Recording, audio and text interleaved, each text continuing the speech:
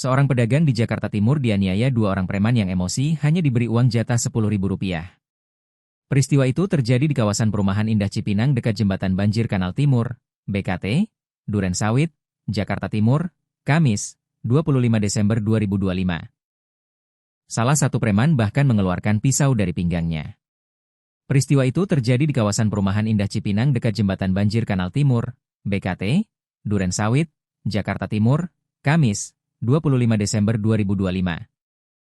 Salah satu preman bahkan mengeluarkan pisau dari pinggangnya. Dilansir dari triunjatim.com, dua preman itu meminta uang jatah Rp20.000. Namun korban menolak memberikan uang dengan alasan belum ada pembeli. Menurut Kun Surya, korban yang juga adiknya itu kemudian hanya memberikan Rp10.000. Tetapi preman tersebut menolak dan melemparkan plastik teh yang sedang diminumnya ke wajah korban. Korban lalu melawan hingga dikeroyok preman tersebut.